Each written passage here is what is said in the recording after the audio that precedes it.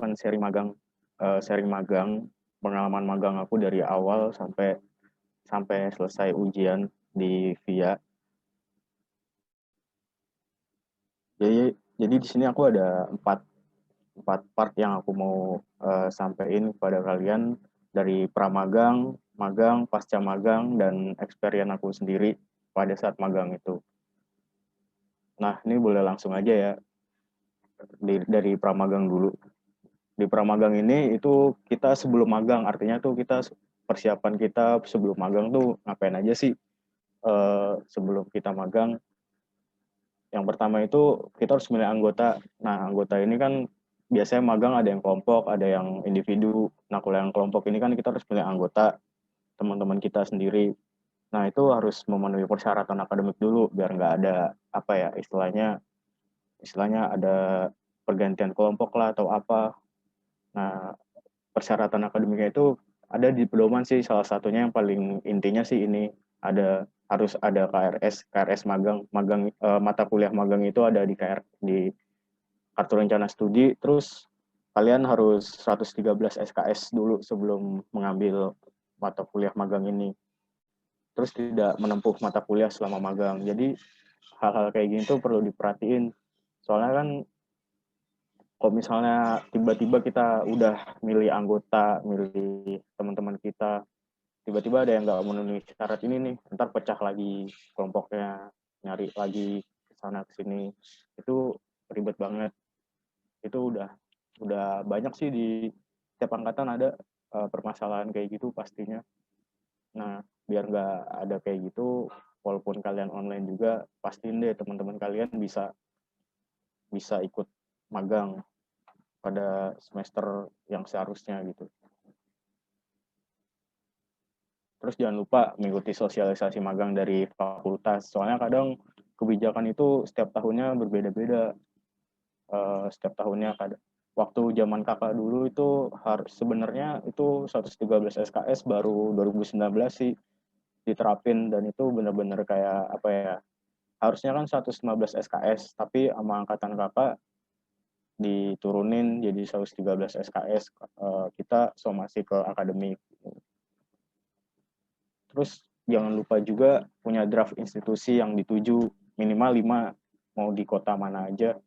Ya bagusnya sih di satu kota kamu punya 5 institusi, kalian punya 5 institusi yang mau dituju. Nah, itu tuh harus mendukung kompetensi di bidang ilmu perpustakaan juga. Jangan kalian maunya di perusahaan, tapi perusahaan itu nggak ada tuh apa minimal ya kayak dokumen kontrol kayak atau arsiparis gitu, karsipan. Jangan kalian mentang-mentang maunya di perusahaan gitu tapi nggak ada tuh kompetensi di bidang ilmu perpustakaan. Jadi kan kalian magang percuma. Ya bagus juga sih, tapi kerjaan kalian ya paling jauh berbeda 180 derajat dari itu gitu. Misalnya paling banyak sih kalau di perusahaan itu soal akuntansi, terus administrasi, keuangan sih lebih banyak. Nah, kalau lebih banyak di ilmu perpustakaan itu ada di dinas-dinas daerah ataupun sekolah, bisa perpustakaan khusus, perpustakaan umum itu bisa kok, bisa kalian tuju gitu. Nah, terus juga disesuaikan sama kondisi dan situasi dan kesepakatan dari anggota kelompok semuanya gitu. Jangan memberatkan satu sama lain lah intinya. Soalnya misalnya ibaratnya mau di Jakarta, terus ada satu orang yang nggak bisa soalnya mungkin jauh gitu dari kotanya dia, ya sedewasa mungkin cari tempat atau kota yang enak gitu, yang bisa tengah-tengah sama-sama enak juga. Terus habis itu ada birokrasi. Nah, ini penting. Kalian juga harus apply berkas ke institusi tersebut. Misalnya pertama kita misalnya belum ngapa-ngapain nih, ya kita survei aja ke sana. Misalnya kalau misalnya bisa langsung, kalau dulu aku langsung sih surveinya itu sampai 6 apa ya, sebelum magang, 6 bulan sebelum magang tuh sampai 6 lembaga apa ya aku survei sama teman-teman aku bertiga. di sana aku sih cuma nanya-nanya gimana magangnya, cara magang di sana tuh kayak gimana, harus ngirim apa ke aku nanya sih ke bagian humasnya pas itu. Aku pas itu ke perpustakaan khusus DPR sama KPK sama di media juga di Net TV sama di CNN sama di PT PPA juga itu. Jadi gitu, harus survei dulu. Nah, kalian kan online nih, online. Nah, kalian coba ngirim email lah ke bagian humas dari institusi yang kalian inginkan buat magang gitu. Coba aja tanya aja dulu gimana cara magang di sana tuh kayak gimana sih. Pas online gini apakah nerima magang secara online, secara WFH gitu. Terus jangan lupa juga siapin berkas-berkas akademik tuh jauh-jauh hari. Siapin aja berkasnya dulu kosongan biar ngurusnya gampang. Apalagi online kan nih. Uh, gimana ya? Maksudnya kalau online kan bisa lebih gampang gitu, agak ribet biasanya. Ada CV juga tadi gitu. Terus kalau udah dapet dosen pembimbing, segera tuh dosen pembimbingnya dihubungin. Kita kita fungsinya apa sih hubungin dosen pembimbing? Pertama kita kenalin diri, kita kita anak bimbingannya dosen tersebut. Terus kita juga harus minta izin kita mau magang di sini supaya dosen tuh tahu oh kita udah punya plan dan juga nunjukin proposal magang kita. Nah, terus yang terakhir tuh menyiapkan akomodasi dan juga keperluan lainnya dan juga yang gak kalah penting tuh mental. Jadi siapin apa ya kalau misalnya nggak online sih akomodasi perlu sih tapi kalau kalian kan online ya mungkin disesuaikan aja kayak misalnya jam yang namanya WFH itu kan jam kerja ya kayak di rumah itu usahain ya dikondisiin lah adaptasi kalian jam apa yang biasanya nyantai-nyantai masih pagi bisa bangun lebih pagi lagi buat WFH gitu dan nyiapin apa jaringan internet biar nggak putus-putus gitu. Dan kalau WFH itu biasanya kerjaan itu misalnya nggak ada kerjaan lagi nih, tapi masih ada waktu jam kerja, misalnya dari jam 7 sampai jam 4. Nah, misalnya jam 11 atau jam 10 udah nggak ada kerjaan, tapi kita nggak boleh nyantai-nyantai atau kemana-mana gitu. Tapi kita harus standby, siapa tahu ada kerjaan lain lagi gitu. Nah, itu sih dari pramagang yang aku sampaikan dari persiapan sebelum magang apa aja. Mungkin sampai sini ada pertanyaan apa mau dilanjut dulu? Apa mau dilanjut lagi?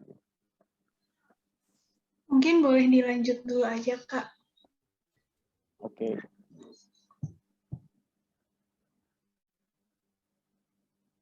Nah, lagi kita masuk ke tahap magang ya. Tahap magang ini pas hari kita magang. Hari H kita magang itu apa sih yang kita perhatiin? Mungkin kendalanya paling pas kita mau magang itu pertama nervous, terus deg-degan, nggak apa ya mas, kayak takut lah intinya takut dunia kerja kayak gimana sih gitu. Itu sih yang aku rasain pas dulu magang masih masih masih di office lah masih di kantor gitu. Cuma nggak tahu sih kalau kalian online gimana magangnya perasaannya pas mau magang gimana. Nah yang perlu diperhatiin sih pertama itu koordinasi di sini menjaga komunikasi dengan pihak institusi misalnya manajer yang membawahi kalian ataupun rekan kerja kalian di institusi tersebut mau di institusi manapun namanya komunikasi harus tetap dijaga biar nggak ada salah paham gitu penting nih dan juga koordinasi sama anggota kelompok dan juga dosen pembimbing juga jangan lupa soalnya kadang dengan anggota kelompok sendiri suka pas sudah magang nih suka ada konflik gitu konflik entah itu yang berhubungan dengan magang ataupun dengan di luar magang apalagi hal-hal yang berkenaan dengan pribadi antar teman itu juga sering jadi apa ya istilahnya hambatan lah biar magang kita enak, lancar, gak mut-mutan gitu. Biasanya cewek-cewek nih yang kayak gini nih, hati-hati, jaga komunikasinya, koordinasinya. Terus yang terakhir, buat koordinasi jangan sungkan bertanya jika ragu-ragu, terutama di masalah kerjaan, di tempat kerja. Jadi kita nggak usah ragu lah buat nanya ke manajer kita atau rekan kerja kita yang membawahi kita gitu. Nanya aja kalau kita nggak tahu, malah mereka senang kalau kita tanyain. Nggak usah nggak usah malu lah gitu. Intinya berani ngomong sih kalau magang tuh nggak usah takut mau ngomong sama manajer kamu atau apa gitu. Pokoknya tanya aja, tapi yang penting sopan lah. Terus yang nggak kalah perlu itu etika. Etika itu harus dijaga ya, mau di uh, mau di kantor, mau di luar kantor ataupun pas online juga gini. Soalnya kita menjaga nama baik universitas, soalnya kan kita magang di bawah fakultas, bukan kita magang mandiri, mau magang internship sendiri. Walaupun internship sendiri juga, etika juga harus dijaga gitu. Sebenarnya nomor satu itu etika.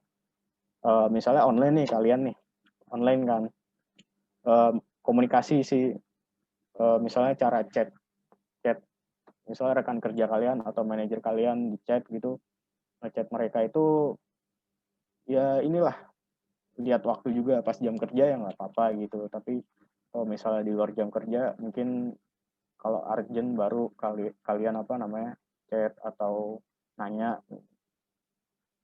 Pokoknya kesopanan lah diutamakan gitu. Terus yang gak kalah penting tuh etos kerja. Kita tuh harus maksimalin kerja tanpa nunda-nunda job desk kita. Jangan deh nunda-nunda kalau lagi magang itu, soalnya ya itu tadi, kalian dinilai sama dilihatlah sama orang-orang yang ada di situ.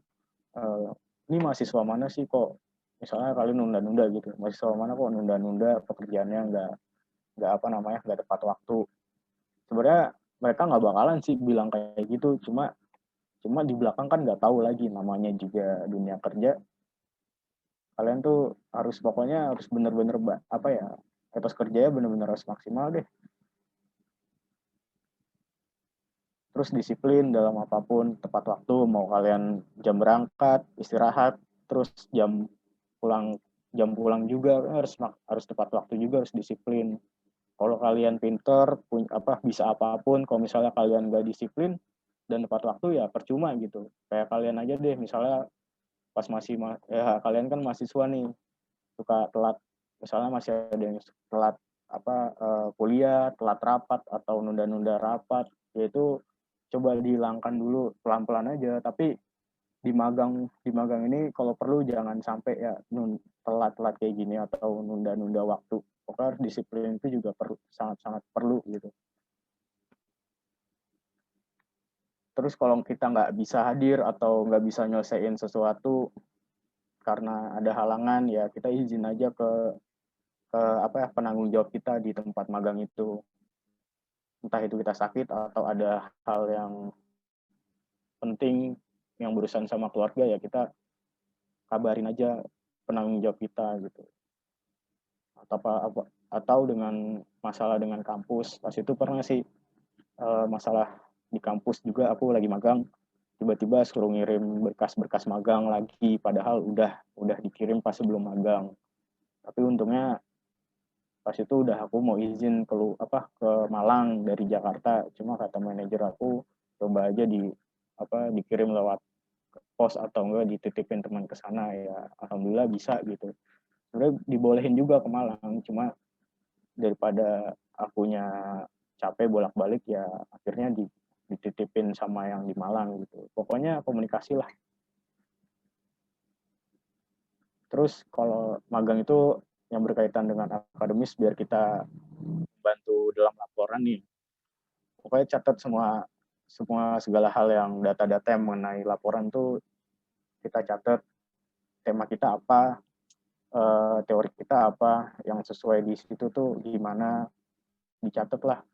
Entah itu kamu mau hasil dari observasi, data-data dari sana, atau enggak wawancara pihak-pihak sana yang terkait gitu.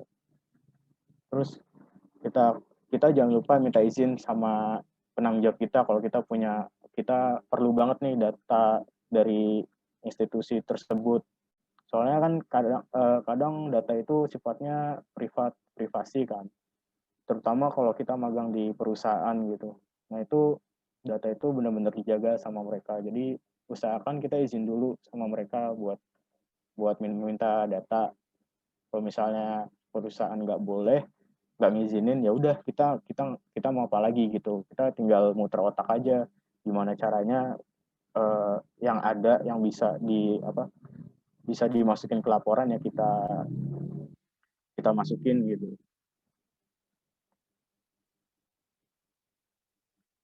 Terus memberikan masukan dan saran yang tepat kepada institusi tersebut. Nah, ini sih sebenarnya kita magang itu selain mereka yang ngasih kita tempat magang, kita juga ngasih feedback ke mereka dalam hal pekerjaan. Jadi kayak misalnya dulu sih aku sering diskusi tentang karena aku dapat di divisi kearsip umum sama arsip itu, aku sama manajerku tuh sering diskusi lah gimana sih pengelolaan arsip yang benar tuh gimana dari mulai penciptaan, pengelolaan sampai di retensinya itu gimana.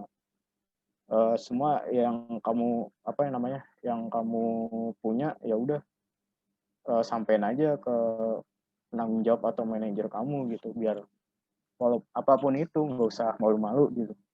Terus nggak usah minder lah intinya kalau misalnya gara-gara kita misalnya kan yang namanya jurusan jurusan perpustakaan kan jarang didengar orang ya. Kadang kan orang nanya gitu, oh apa sih perpustakaan gitu. Kita nggak usah minder lah kayak gitu. Kita ngomong aja nggak usah takut-takut dan emang paling penting sih memberikan masukan gitu. Soalnya selain kita kita magang di situ kita juga ngasih feedback ke mereka lah. Itu malah lebih bagus. Itu sih seputar magang. Nah, kita langsung aja ke pasca magang. Pasca magang ini kita eh, apa namanya?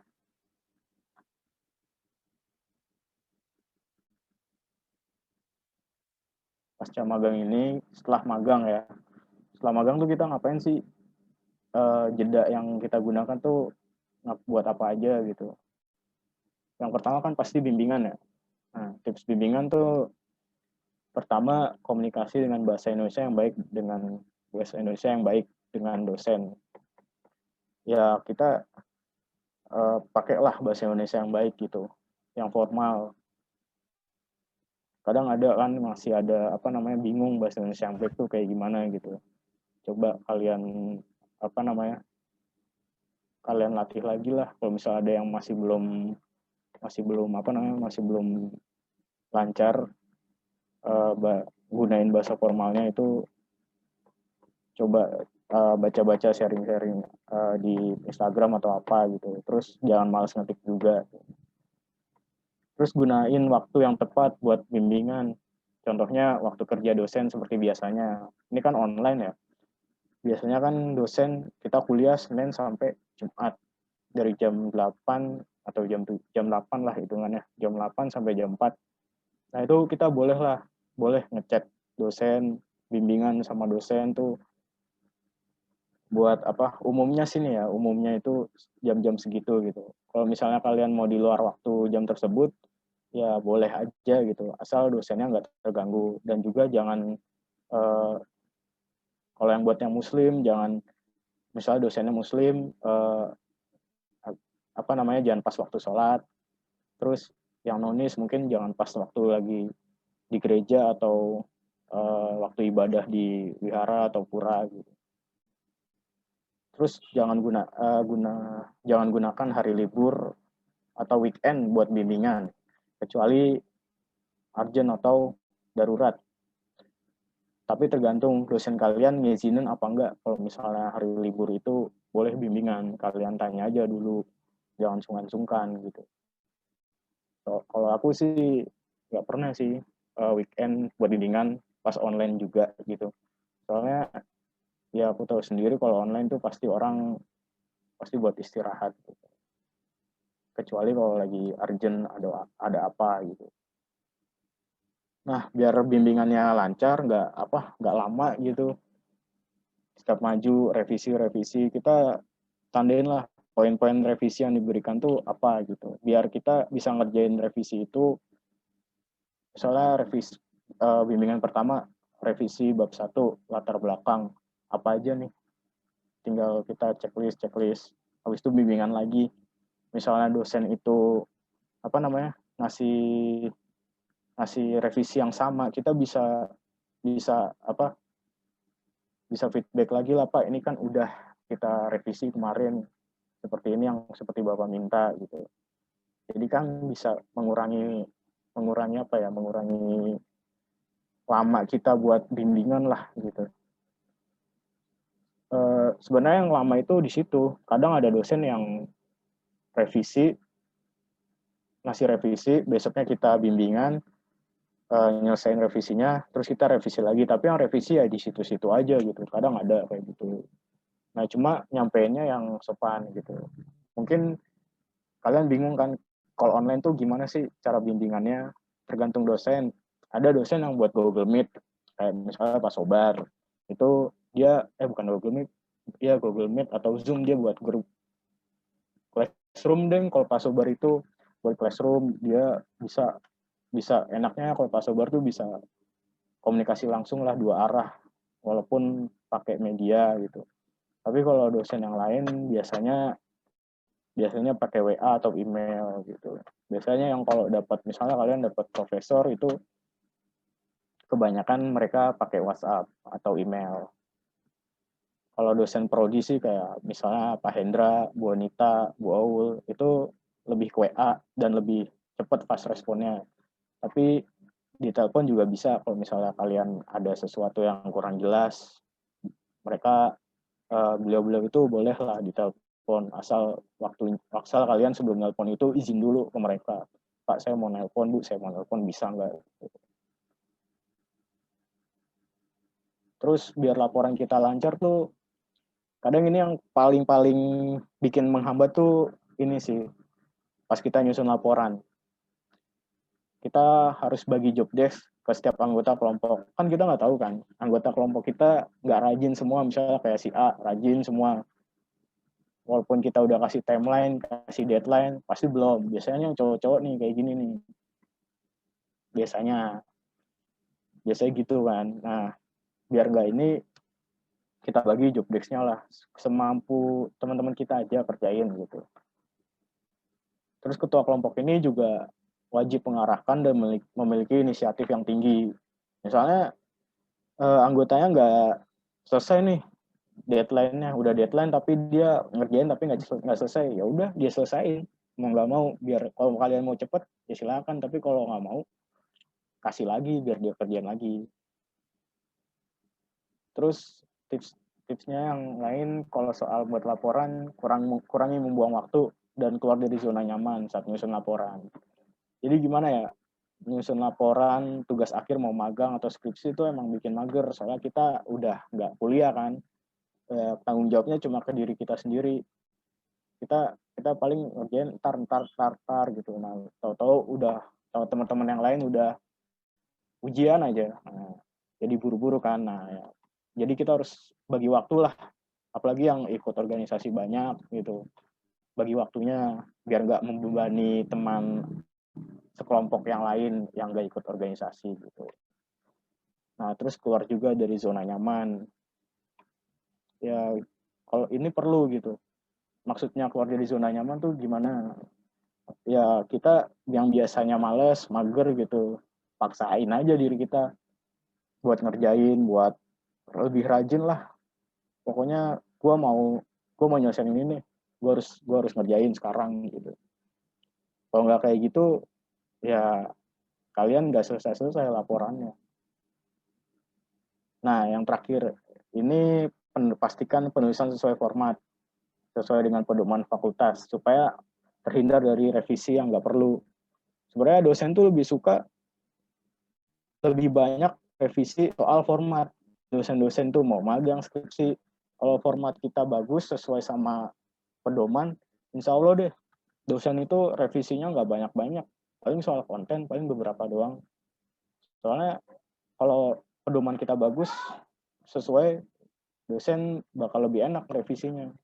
Soalnya tuh pedoman penulisan itu, format penulisan itu udah hal-hal yang nggak perlu direvisi kalau udah buat ukuran S1 mah. Terus penuhi pemberkasan akademik jika dosen sudah memberikan lampu hijau buat misalnya ACC ujian gitu. Kalian segeralah buat berkas-berkas buat ujian itu disiapin, misalnya ada 1 orang 2 orang yang ngurusin ini, buat persiapannya gimana. Kalau online kan gampang, tinggal upload ya, terus ujian di Zoom gitu. Kalau ujiannya sendiri sih, ujian magang itu nggak semenegangkan ujian skripsi kok, santai beneran deh, percaya. Soalnya yang uji cuma 2 juga gitu. Dosen pembimbing 1 sama dosen penguji 1. Terus ada nih tips mencegah dan menghadapi masalah. Kalau buat mencegahnya, kalian buat komitmen di awal sama semua kelompok, semua anggota kelompok maksudnya. Ya komitmen gimana biar semua tuh lancar, biar nggak ada mereka kabur-kaburan juga gitu. Kalau ada masalah ya ini ngomong sama teman kelompoknya, jangan ninggalin kelompok atau ghosting gitu bahasa sekarangnya. Banyak nih yang kayak gini, biasanya masalah pribadi sih. Udah banyak kelompokku pun juga ada sebenarnya, ada masalah pribadi, bukan antara temanku itu, sampai akhirnya aku tuh lama ujiannya karena sangat-sangat ngaruh buat ngerjain laporannya gitu.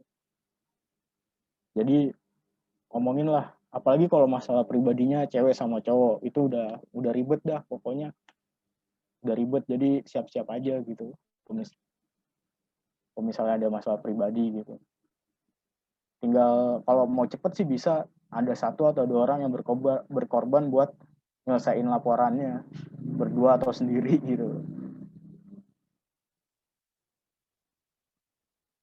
Ya biasanya kalau kayak gini pertemukan pihak yang bermasalah ini kan susah ya, apalagi sama teman sendiri. Kadang kita juga sungkan gitu mau ngomong.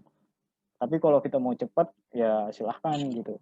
Silahkan kita temuin misalnya si A, si B, temuin, rembukin 1 kelompok bareng-bareng gimana caranya. Tapi kan itu kayak kalau di antara teman sendiri kan kadang gengsi gitu.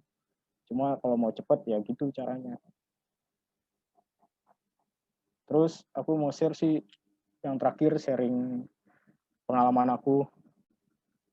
Magang itu di PT perusahaan pengolah aset.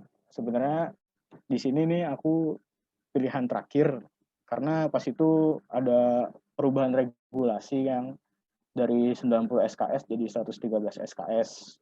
Nah, sosialisasi magangnya itu lama, hampir bulan Mei baru sosialisasi magang.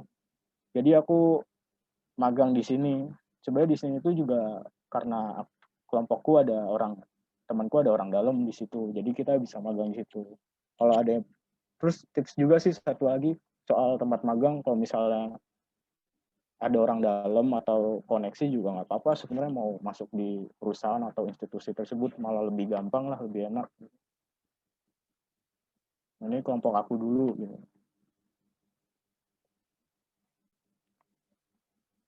Nah, kerjaan aku tuh soal arsip sih, seringnya itu ngalih media ini nih, yang kotak ini nih mesin buat alih media atau scan-nya lah. Itu nggak cuma PDF yang kualin, tapi ada beberapa dokumen yang harus formatnya beda-beda, ada yang TIFF, ada yang PDF, ada apa lagi ya, ada yang PNG, ada yang JPG juga gitu. Terus aku juga ke retensi arsip juga di sini, jadi perusahaannya itu punya gudang arsip gitu, depo arsip lah istilahnya. Aku tuh ngebawa arsip yang udah di apa ya, intinya udah di retensi lah, udah di packing di dus kayak gini, terus dimasukin ke depo arsipnya. Antara depo arsip sama kantor sih lumayan jauh gitu, udah di luar Jakarta gitu. Tapi kalau untuk teman-teman yang lain sih, aku 2 orang itu sama bagiannya arsip sama dokumen, tapi yang 3 yang lainnya itu karena ini perusahaan keuangan ya, finance, jadi mereka lebih banyak di akuntansi sama pajak. Yang 3 itu diperbantukan sih, tapi sebenarnya ujung-ujungnya juga arsip juga gitu, mereka suruh filing sama kasih klasifikasi arsip sesuai dengan perusahaan tersebut.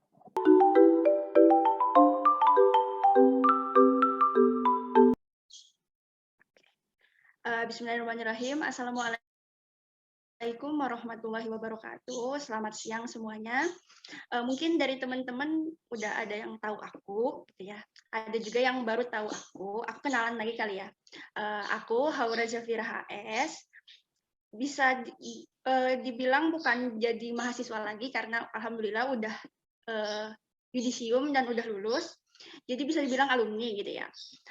Aku angkatan 2017. Nah, kemarin teman-teman panitia dari SMS ini minta aku untuk bercerita bagaimana sih sharing-sharing tentang pengerjaan skripsi aku kemarin. Boleh next? Nah, di sini aku nggak bakal banyak-banyak sih, cuma ada 3 poin aja. Yang pertama ada skripsi, yang kedua ada membuat skripsi, dan yang ketiga cara berkomunikasi sama dosen. Dan nggak banyak juga sih, cuma 8 slide ya kalau nggak salah. Boleh, mungkin bisa langsung dimulai aja. Oke, mungkin teman-teman pasti tahu lah ya, kan kalian sekolah S1. Pasti S1 itu tugas akhirnya adalah skripsi. Di sini skripsi, kalau orang dulu mah bilangnya, gimana tugas akhirnya, sudah selesai apa belum, gitu kan. Nah, di sini ada pengertian tentang skripsi sendiri, yaitu merupakan karya tulis ilmiah berbentuk paparan tulisan yang berisi hasil penelitian mengenai pembahasan suatu fenomena atau permasalahan dalam suatu bidang ilmu. Nah, bisa digarisbawahi, kalau skripsi ini kita membuat karya ilmiah, yang mana pasti meneliti dulu gitu. Jadi kita seolah-olah dituntut untuk sebagai peneliti. Nah, yang harus digarisbawahi juga di sini kita meneliti tentang fenomena atau permasalahan yang ada terkait ilmu perpustakaan gitu kan. Mungkin next. Oke. Langsung aja kali ya, soalnya kan teman-teman pasti tahu lah ya skripsi pengertiannya apa dan lain sebagainya gitu. Nah, ini langsung ke cara pembuatan skripsi. Yang pertama itu topik skripsi. Kenapa aku nggak tulis judul skripsi? Karena lebih baik kita menentukan topik skripsi dulu dibandingkan judul skripsi ya. Lalu apa yang harus dilakukan sih buat kita dapat ide topik skripsi ini? Yang pertama yang aku lakuin itu bisa pakai ngambil dari masalah dari tempat magang. Tadi kan Mas Anggito udah ngomong tentang perihal magang kan ya. Nah, kalau kalian teman-teman ada yang ngambil magang konvensional atau magang di suatu perusahaan, bisa ngambil masalah dari tempat magang itu. Enggak kan kalian cuma sebulan ya. Sebulan itu pasti kalian tahu apa sih masalah-masalah yang ada di perusahaan itu, dan masalah tersebut atau gap tersebut bakalan kalian ambil sebagai topik skripsi kalian gitu. Nah, tapi aku nggak punya masalah di tempat magang tuh, nggak mau, aku nggak mau ngambil itu untuk topik skripsi aku. Nah, cara lainnya yang kedua itu ada tahu minat kamu. Kamu kan ilmu perpustakaan luas ya. Kalian belajar tentang arsip, museum belajar nggak ya? Kalau zaman aku sih nggak belajar ya, nggak tahu waktu di kurikulum kalian. Arsip, perpustakaan, seenggaknya 2 itu. Dan itu kan kalau kita lihat di peta riset itu kan turunannya banyak gitu kan ya. Nah, kalau kamu tahu apa yang kamu minat untuk diteliti, coba pakai topik yang itu aja, karena kata orang yang kalian suka tuh, apa yang kalian suka pasti enak untuk dikerjain gitu. Nah, kalau aku sih waktu kemarin itu memang aku pakai, aku tahu minat aku apa. Kemarin itu sedikit sharing ya, aku ngambil terkait tentang keterbukaan informasi publik. Di mana di situ aku pingin banget meneliti tentang itu. Jadi aku ngambil dari minat aku. Di situ aku langsung cari-cari artikel atau skripsi-skripsi yang berkaitan tentang itu, yang terdahulu pastinya ya. Nah, itu yang kedua. Tapi teh, aku nggak punya minat, aku nggak tahu minat aku di mana selama ini, gitu kan. Ini cara yang paling mudah sih, kalau menurut aku dan teman-teman aku yang lainnya. Yang ketiga ini, cara ini yaitu dirajinin baca skripsi cutting, artikel jurnal. Nah, skripsi cutting, kalian baca tuh skripsi cutting atau artikel jurnal. Masuk ke bagian penutup. Di situ kan ada bagian saran. Nah, biasanya itu peneliti-peneliti atau cutting-cutting sebelumnya itu biasanya suka nulisin saran-saran mengenai penelitian lanjutannya. Semisal kayak seharusnya diadakan penelitian lebih lanjut mengenai topik ini dikarenakan bla bla bla. Nah, itu banyak banget skripsi cutting yang sarannya itu untuk penelitian selanjutnya. Begitupun di skripsi aku ada, nanti kalau kalian baca skripsi aku bisa kasih tahu aku ya kalau kalian mau ngambil. Soalnya aku juga kepo sama penelitian selanjutnya gitu kan. Begitupun di artikel jurnal ya, di artikel jurnal juga kan biasanya ada saran kayak gitu kan. Terus apa sih pentingnya kita baca skripsi cutting juga? Rajinin aja dibacain skripsi cutting sama artikel jurnal, karena kalian bisa tahu tuh gambaran judul penelitian seperti apa. Misalkan biasanya banyak itu analisis terkait ini. Pengaruh ini terhadap ini, kan biasanya kalau judul seperti itu ya, judul skripsi itu. Atau implementasi ini terhadap ini gitu kan. Nah, kalian ada bayangan gitu loh untuk pengajuin judul skripsi gitu. Dan yang terakhir mungkin kalian bisa diseringin diskusi sama teman, kakak atau adik tingkat terkait keilmuan kalian, yaitu ilmu perpustakaan. Kita sharing-sharing aja, karena kan kita nggak tahu ya topik atau ide topik penelitian itu datangnya dari mana aja gitu kan. Dengan kita sharing, siapa tahu nemu gitu buat ini nih judul skripsi kayaknya pas nih gitu. Nah, dari topik skripsi ini kalian bisa ambil tarik langsung ke judul penelitian. Kalian semisal sudah dapat nih, kayak aku kemarin, keterbukaan informasi publik. Itu topik besarnya. Kan keterbukaan informasi publik kan banyak banget di bawahnya kan. Nah, kemarin itu aku baca skripsi cutting, artikel jurnal kayak gitu-gitu. Ini kok kebanyakannya tentang keterbukaan informasi publik, bagaimana implementasi keterbukaan informasi publik di bagian di pemerintahan gitu kan, di Pemda khususnya. Itu tuh udah banyak banget itu tuh. Nah, aku tuh pingin beda, tapi aku pingin keterbukaan informasi publik. Nah, keterbukaan informasi publik juga kan ada layanan informasi publik. Nah, layanan informasi publik itu yang aku angkat. Layanan informasi publik yang aku angkat, tapi bukan di Pemda. Yang lain bedanya itu aku di lembaga peradilan, yaitu yaitu pengadilan agama. Nah, itu karena kalau menurut Prodi ini sedikit bocoran ya. Menurut Prodi itu yang dipilih sebagai judul untuk nanti kalian skripsi itu adalah yang pertama itu beda penelitian kamu sama cutting sebelumnya apa, bedanya tuh judulnya tuh apa gitu kan. Terus apakah kamu tuh judulnya tuh plagiasi apa enggak. Nah, dua itu yang jadi nentuin itu tuh diterima apa enggak buat di ACC atau enggak judul kalian gitu. Nah, udah ditemuin judul penelitiannya, ada beberapa yang harus dipertimbangkan. Ini terkait waktu ya. Kalau aku kemarin gitu, soalnya kan kalau jurusan atau via lah ya, via itu kan nargetin buat anak-anak atau mahasiswanya itu nyelesain skripsi itu 6 bulan ya. Nah, aku patokin aja 6 bulan itu aku harus selesai ya paling lama ya 6 bulan itu gitu kan. Kalau bisa nggak lebih, kalau bisa kurang gitu ya. Kalau bisa kurang gitu. Nah, pertimbangan-pertimbangan yang aku lakuin ini tuh harusnya ada di awal. Memang aku simpen di topik skripsi ini, di slide topik skripsi ini karena memang harus ada di awal. Ini terkait waktu pengerjaan ya. Nah, yang pertama itu yang harus dipertimbang itu literatur yang mau dipakai. Semisal kalian ini nyari judul, udah nemu nih topik, udah nemu judul, udah narik judul. Tapi literaturnya ini tuh susah kayak kemarin. Kan kalau kemarin tuh aku tuh kan kalau judul itu 3 ya, 3 ngajuin judul itu 3. Nah, yang pertama itu aku keterbukaan informasi publik. Yang 2 ini aku masih bingung. Yang 2 ini masih bingung. Terus aku baca ketemu tema tentang Bloom apa-apa gitu, galeri, library sama apa gitu. Aku tuh tertarik akan itu. Tapi pas aku cari artikelnya itu sangat sulit. Susah gitu untuk nyimpen di bab 2-nya itu susah.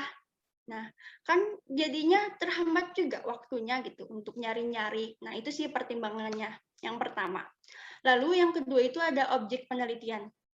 Objek penelitiannya juga kalian harus mempertimbangkan, semisal kalian mau meneliti di sebuah, ya aku lah ya kayak kemarin aku di pengadilan gitu kan. Aku butuh objek penelitian aku adalah PPID, Pejabat Pengelolaan Informasi dan Dokumentasi. Kalau di sana nggak ada, ya nggak bakal jalan. Gitu. Jadi kalian harus search dulu atau cari tahu objek penelitian kalian dan mau nggak ditanyain terkait keterbukaan informasi publik dan layanan informasi publik itu. Gitu. Lalu yang ketiga itu sumber data. Nah, sumber data itu sama kayak objek penelitian ya. Sumber data itu kalau kualitatif itu kan orangnya gitu ya yang diwawancarain.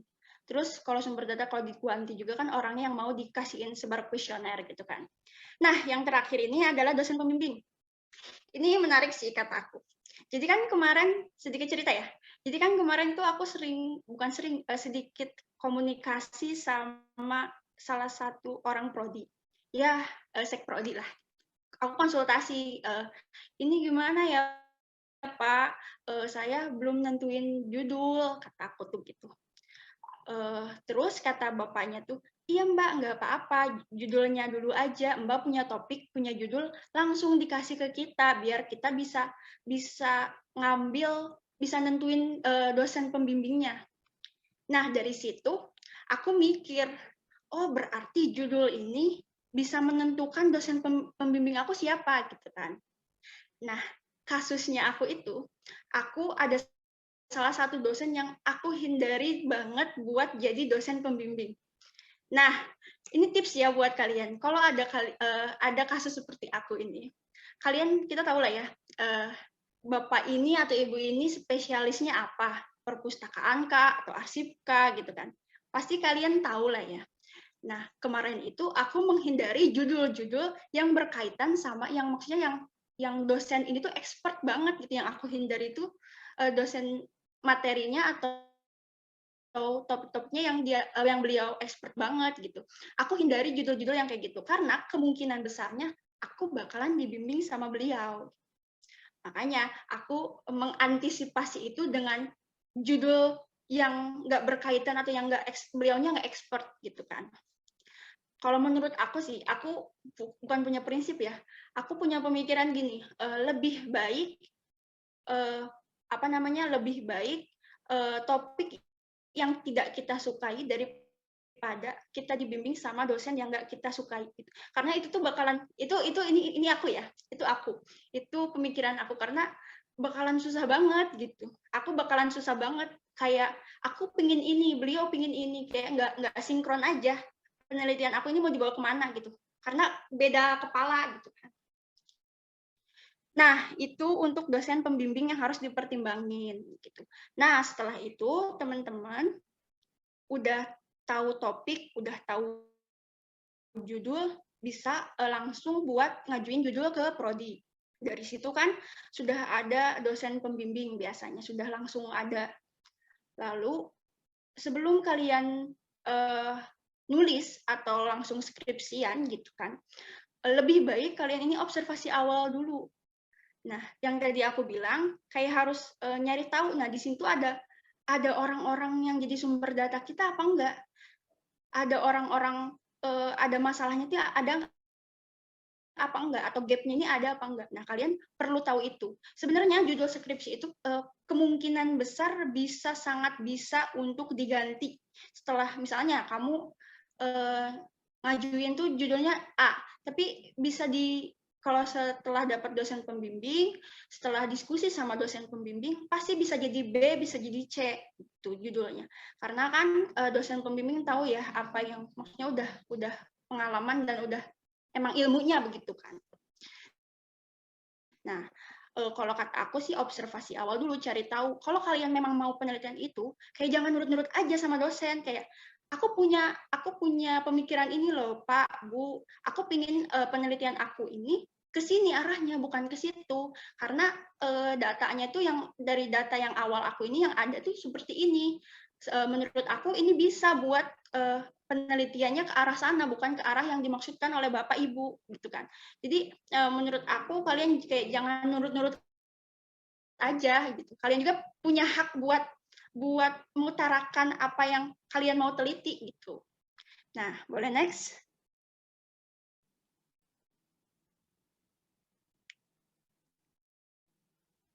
Oke. Nah, tadi kan udah nih udah nemu topik penelitian, udah tahu judul, udah dapat dosen pembimbing. Biasanya habis tahu dosen pembimbing, kalian kenalan dulu, ngechat dosen pembimbing kan. Bapak, Ibu, Assalamualaikum. Saya Haura, saya salah satu anak bimbingan Bapak. Gitu. Nah, biasanya dibalas sama dosen tuh gini, oh oke, baik. Gitu aja ya. Pertama, oke, baik. Biasanya gitu. Terus dibalas lagi sama kitanya, tanya aja gimana metode bimbingan mereka itu gimana, bimbingan beliau itu gimana, kan ada ya. Kalau temen aku tuh ada yang satu-satu per bab 1 dulu selesai, bab 2 dulu selesai, bab 3 dulu selesai. Jadi kan kayak makan waktu banyak. Nah, ada juga yang dosen silakan sok iniin selesaiin bab 1, bab 2, bab 3 dulu, nanti kamu ke saya. Biasanya gitu. Biasanya sih kebanyakan gitu. Tapi ada juga yang bab 1 dulu selesaiin, bab 2 dulu selesaiin, bab 3 dulu selesaiin. Nah, dari situ kan kita bisa tahu tuh gimana karakter dosennya, pinginnya itu seperti apa.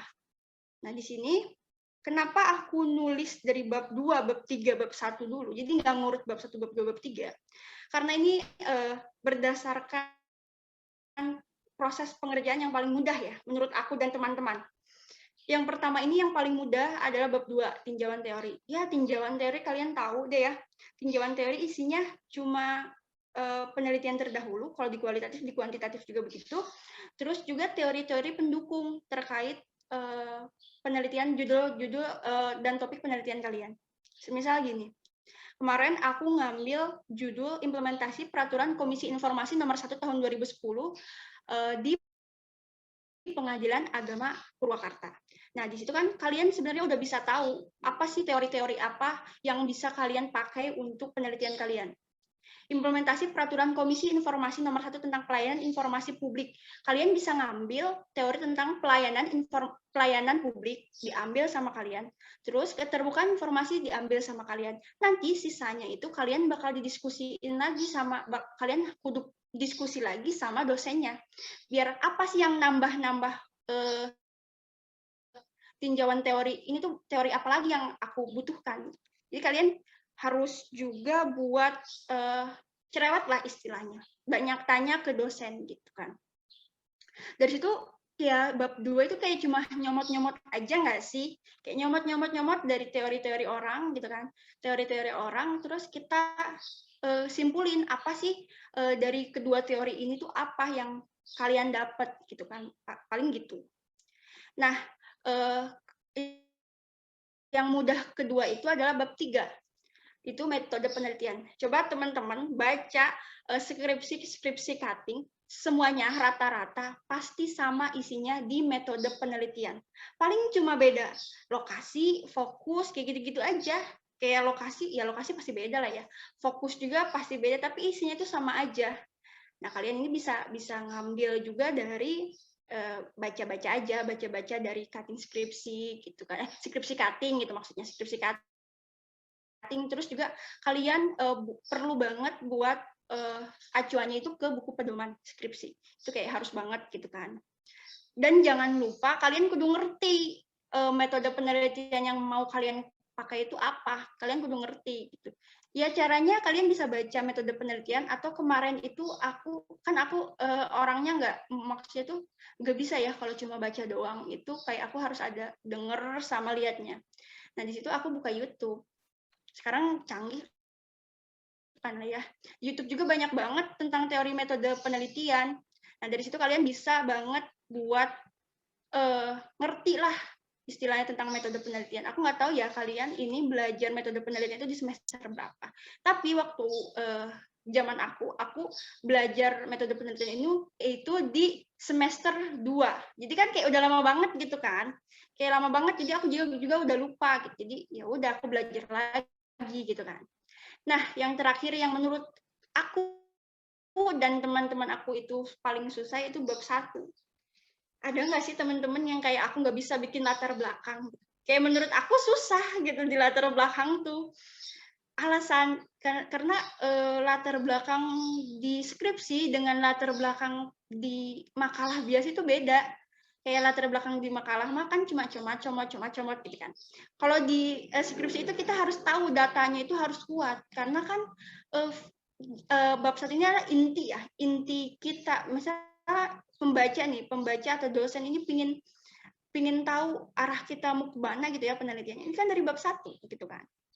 Jadi benar-benar di bab 1 ini bisa saja berubah setelah dosen pembimbing baca dan nggak sesuai gitu. Maksudnya tuh bisa sering berubah lah pada intinya gitu. Jadi kalau menurut aku bab 1 mending dikerjainnya belakangan aja. Kalau kalian bisa ngerjain dari bab 2 dulu, kerjain bab 2. Itu sih ininya. Apa namanya? Tahapannya gitu ya menurut aku dan teman-teman yang ngerjain proposal itu yang mudah itu seperti itu kalau menurut aku dan teman-teman. Nah, ini bisa dianalogikan bikin proposal penelitian itu sebagai sebuah perjalanan. Semisal gini, Agatha dari Surabaya mau ke Malang gitu ya, untuk traveling. Agatha ini ngapain ke Malang gitu? Traveling ngapain sih Agatha ini? Apakah ada mau refreshing gitu kan? Apakah ada hal yang lainnya? Nah, itu bisa ditaruh di bab 1, karena kan bab 1 ini alasan kalian meneliti itu apa gitu. Sejelas-jelasnya, sekumplit-kumplitnya kalian kudu nulis di bab 1 ini biar si pembacanya itu ngerti arah penelitian kalian ini mau kemana. Gitu. Nah, setelah itu pastikan Agatha dari Surabaya ke Malang kudu bawa bekal, semisal bekal snack atau apa ya, minimal uang lah ya gitu. Nah, bekal ini tuh bisa seperti dianalogikan ditulisnya di bab 2 gitu kalau aku. Kayak bekal buat nanti di traveling itu apa, menunjang penelitiannya itu apa gitu kan. Nah, di bab 3 ini Agatha ke Malang ini naik apa? Ada opsinya banyak kan. Naik kereta, naik mobil, naik bis, naik pesawat gitu kan. Nah, di metode penelitian pun gitu. Jadi metode penelitian, cara kalian untuk meneliti itu bagaimana? Cara kalian mau mencapai tujuan penelitian kalian itu seperti apa gitu kan. Kalau metode penelitian jenisnya banyak ya. Ada kuali, kuanti, ada studi pustaka gitu kan. Nah, aku menganalogikan kalau bikin proposal penelitian gitu sih, karena aku pikir orang awam tuh bukan pasti ya. Karena aku meneliti itu langsung ke institusi yang mana tuh institusinya pasti baca apa penelitian aku. Kan aku kudu bikin mereka paham apa yang aku tulis gitu kan. Jadi aku analogikannya seperti itu, sejelas-jelasnya dan runtut ya. Gitu. Udah deh, habis itu sempro. Gitu. Boleh next lagi?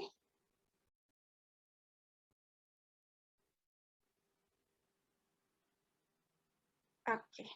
Nah, habis sempro nih, pasti biasanya ini temen aku ya, aku dan teman-teman aku memang kemarin juga begitu. Biasanya ini habis sempro nih bingung, aku tuh harus ngapain gitu. Karena pikir tuh sempro ini udah akhir segalanya, taunya bukan kan. Nah, ini tuh awal dari skripsi yang sesungguhnya gitu. Nah, di atas kan aku nulis di note sebelum meneliti kudu harus matang persiapannya.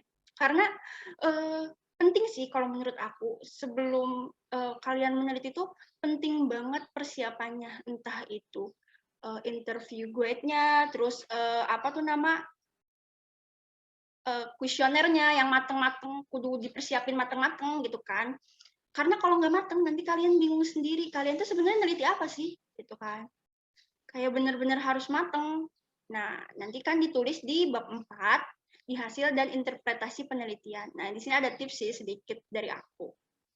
Nanti kan kalau kalian meneliti, udah sempro, udah ngurus segala-galanya, udah tahu nih kalian mau kemana gitu kan. Penelitian kalian tuh maunya apa gitu. Kalian jangan takut ambil data. Kayak, aduh, aku malu, minta data ke bapak ini karena bapak ini katanya galak, ini, aduh aku takut. Kayak jangan. Ya kalian kalau takut gitu kapan selesai skripsi kalian? Kayak langsung aja gitu, jangan takut-takut, jangan malu-malu. Ya kalau kata orang Sunda mah dikandelin bangetnya dulu gitu, atau ditebelin mukanya dulu, jangan sampai malu, jangan sampai takut gitu kan. Nah, tips yang kedua itu fokus sama apa yang kalian teliti, yaitu tadi kalau kalian nggak tahu apa yang kalian teliti itu pasti bakalan susah untuk nulis di bab 4 karena aku dan teman-teman aku itu nulis paling lama itu di bab 4.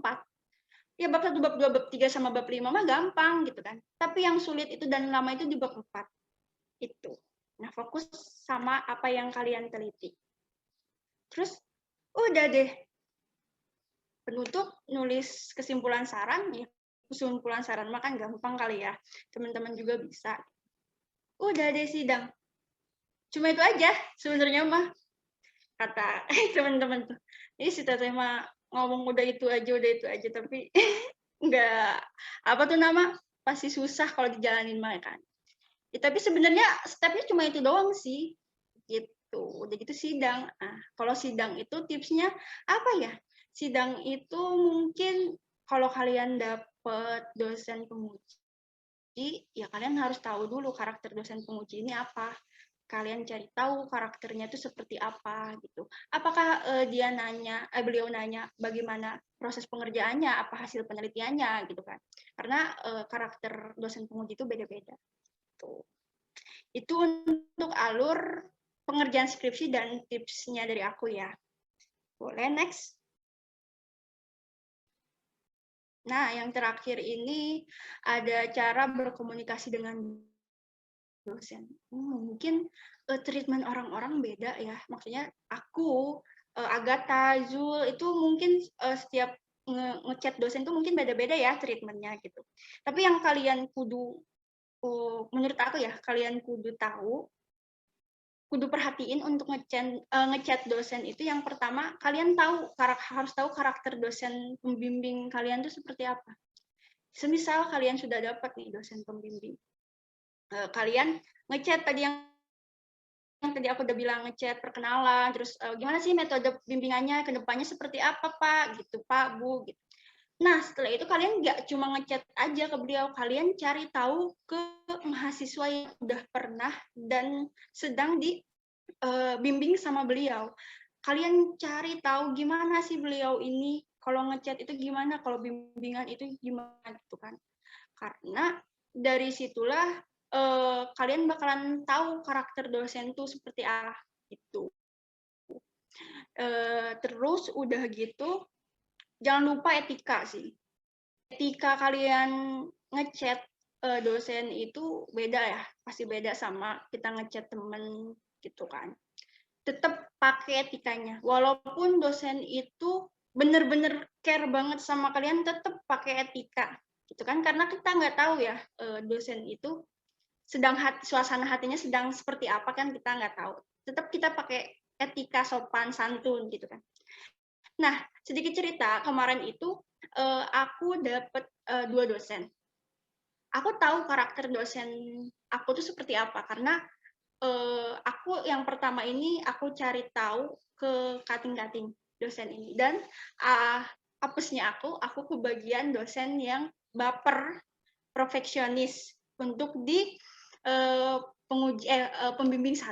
Tapi yang kedua ini ya alhamdulillah aku dapetnya dosen yang bener-bener care banget, kayak ke aku tuh kayak nanya, Haura udah sampai mana skripsinya, bukan aku yang ngasihin gitu, malah beliau yang nanya terus, Haura sampai mana gitu kan.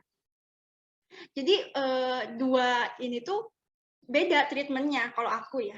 Yang pertama ini kayak aku tuh untuk dosen pertama yang baper dan perfeksionis ini treatmentnya aku gini. Aku kan aku tahu nih orang yang baper kayak gitu senang disanjung. Kayak aku sanjung aja terus. Kayak sopan santun, terus ya maaf Mbak saya lagi di rumah sakit misal gitu. Ini kan kalau ada orang-orang yang nggak senang menyanjung mah atau ngomong apa gitu ya, nggak senang basa-basi mah, oh iya Pak gitu kan. Nah kalau aku tuh kemarin, iya Pak semoga lekas sembuh, semoga gini sanjung aja terus gitu. Itu buat treatment aku ya. Treatment aku buat dosen yang baper dan perfeksionis. Kalau perfeksionisnya kita turutin aja apa yang dia mau, terus kalau kita nggak pemikiran kita nggak sesuai, kita utarain baik-baik tapi ya ngomongnya, karena bisa jadi kita utarain apa yang kita mau tapi beliaunya tidak menerima itu dan malah nggak mau bimbing kita lagi. Nah kalau di treatment buat dosen pembimbing 2 ya gampang ya, karena kan dia itu care banget, beliau itu care banget sama aku, sampai-sampai pernah tuh sedikit cerita, beliau nanyain skripsi aku, terus aku jawab sudah selesai gitu kan. Terus udah gitu aku ditempelan lagi atau dikasih lagi kayak, ini dong tolong koreksi esai tugas mahasiswa saya. Jadi kayak enak aja kayak temen gitu kalau di dosen pembimbing 2 ini. Gitu sih, treatment-nya kan emang beda-beda, tapi aku yakin sih kalian selama kuliah online juga pasti sering berkomunikasi sama dosen gitu. Karena memang karakter dosen pada saat mengajar dan pada saat membimbing itu beda. Coba deh nanti bisa ditanya atau bisa merasakan, kalian bisa ngerasain sendiri. Ada beberapa dosen yang seperti itu. Ih, baik banget nih waktu ngajar gitu kan. Tapi waktu membimbing kok seperti ini. Nah, makanya kalian kudu nanya-nanya gimana sih dosen itu kalau membimbing. Tuh. Gitu sih cara komunikasinya kalau dari aku ya. Buat dosen pembimbing. Nah, mungkin next. Udah sih. Udah itu aja kan, 3 poin aja. Nah, ini ada kata-kata sih yang ini ada deskripsi aku juga kayak penyemangat aku gitu buat penyemangat aku buat ngerjain skripsi gitu kan ya. Jadi kata-katanya gini, you're braver than you believe, stronger than you seem, and smarter than you think. Jadi kayak kalian nggak usah mikir, aduh skripsi nih aku udah semester akhir nih gitu. Jadi momok kalian kepikiran gitu kan, udah mah pandemi nggak selesai terus kalian mikirin skripsi, kayak ya udah kalian nanti bakalan stres sendiri gitu kan. Ya udah kalian jalanin aja gitu ya, kayak nggak usah dipikir, maksudnya bukan nggak usah dipikir ngerjainnya ngasal-ngasal, maksudnya nggak usah dipikirin kayak aduh nanti gimana ya, aduh nanti dosen aku gimana, terus nanti aku neliti gimana ya, nggak usah. Nanti pada akhirnya waktu kalian udah sidang, ternyata aku hebat ya, ternyata aku bisa ngelewatin ini gitu, ternyata aku lebih pintar dari yang aku duga gitu. Ya, kemarin aku gitu sih. Oke, itu aja sih dari aku.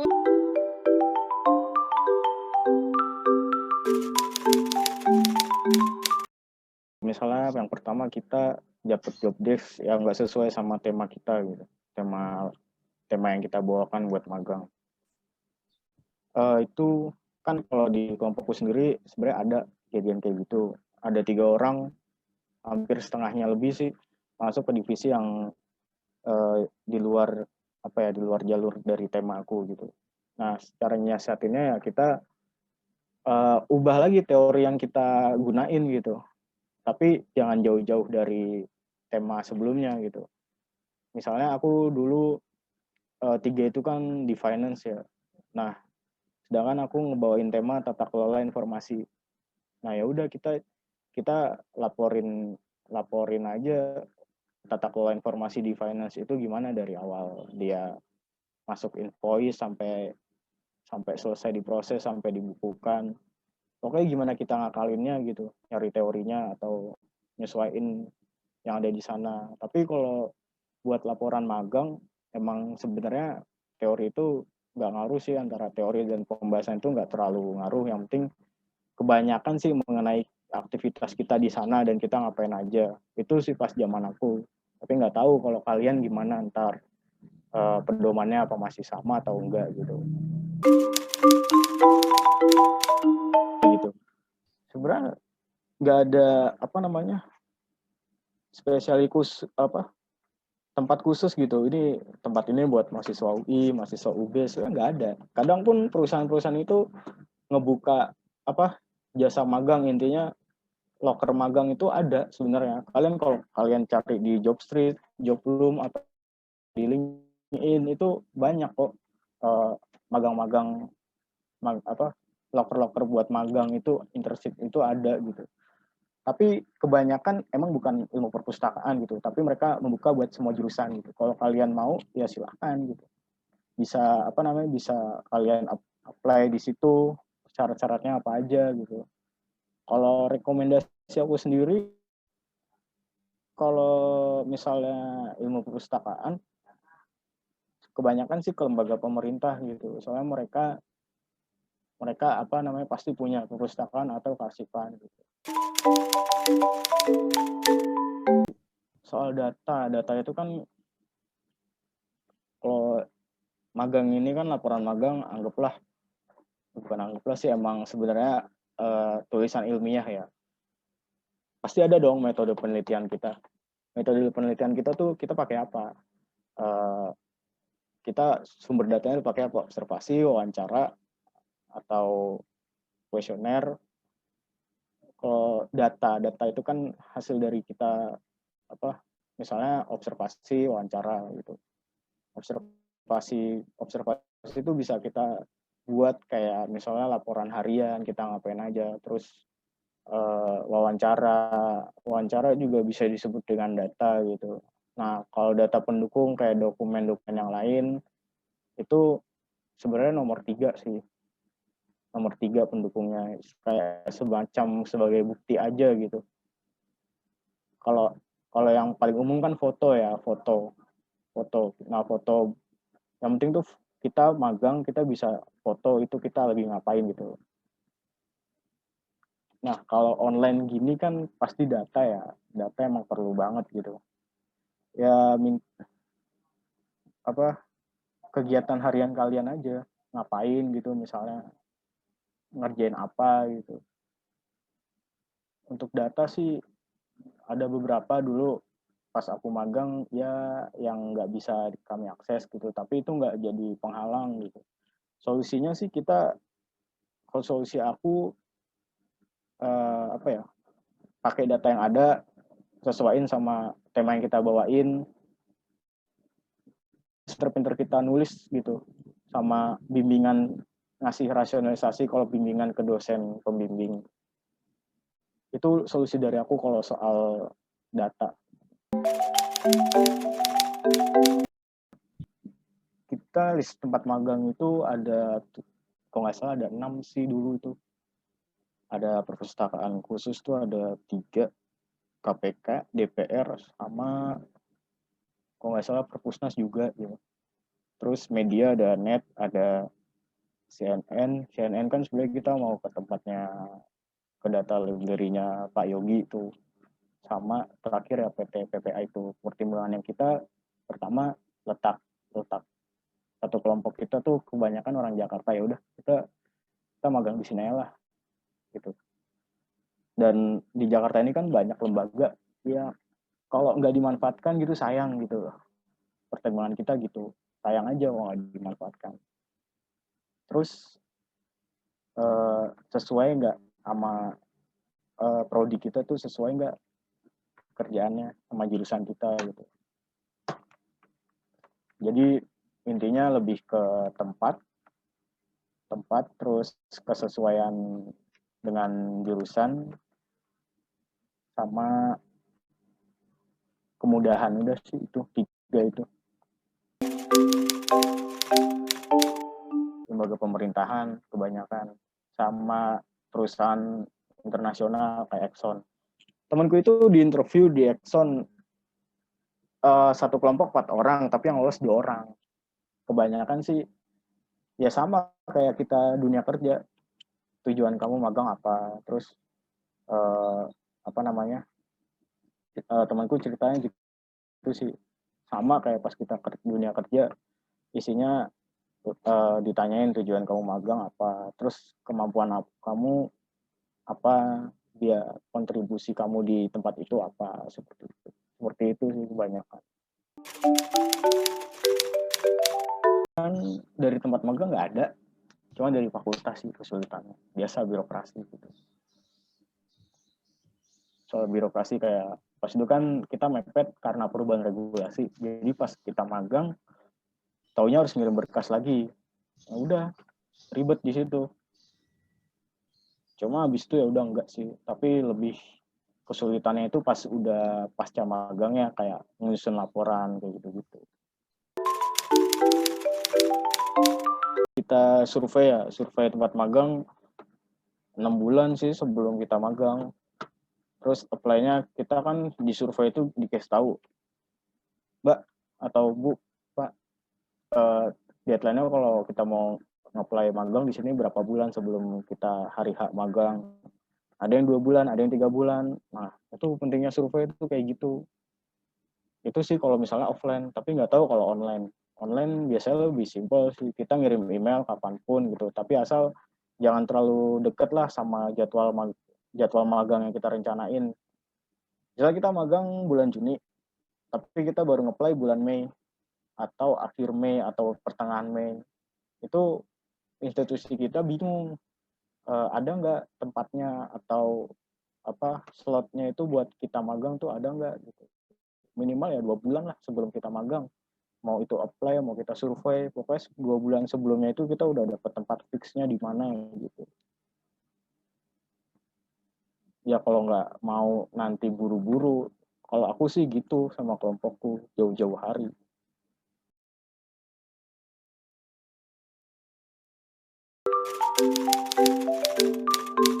KRS itu ya kita KRS-an biasa aja, KRS-an dulu skripsi sama magang kan.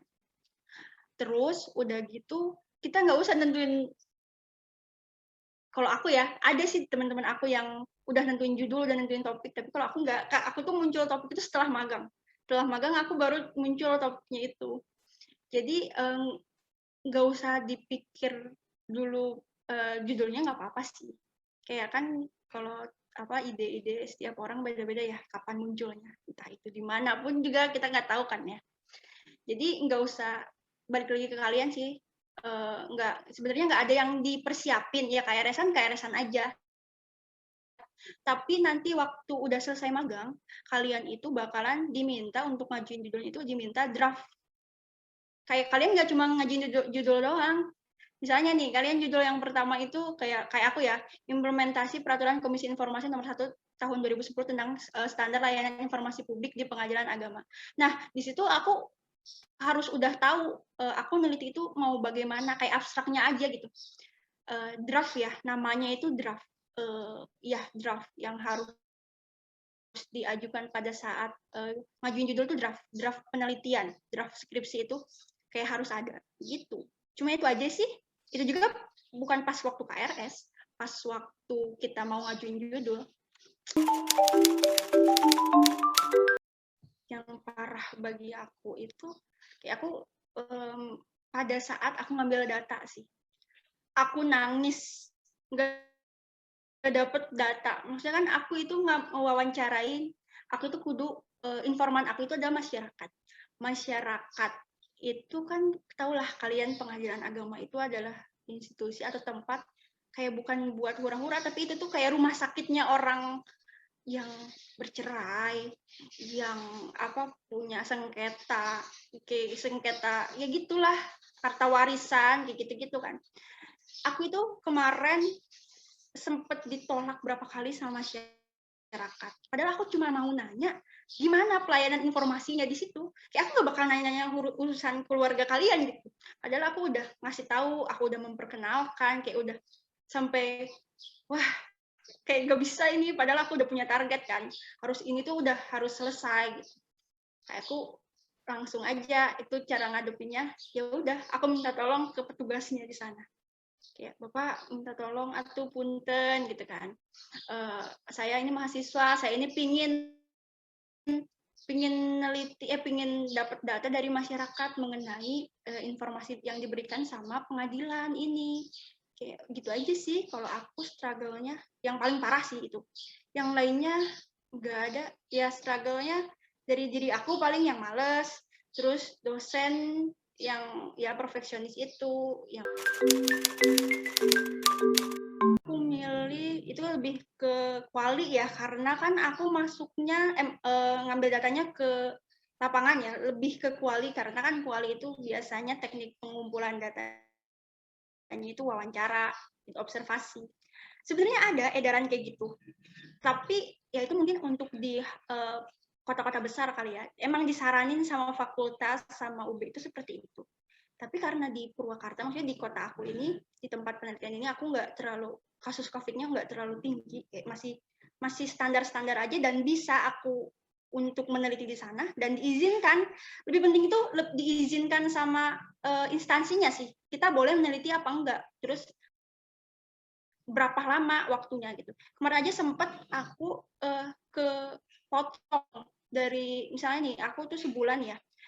Nah seminggu itu tuh enggak penelitian karena itu disemprot atau lagi di sana tuh ada pegawainya yang kena COVID gitu kan.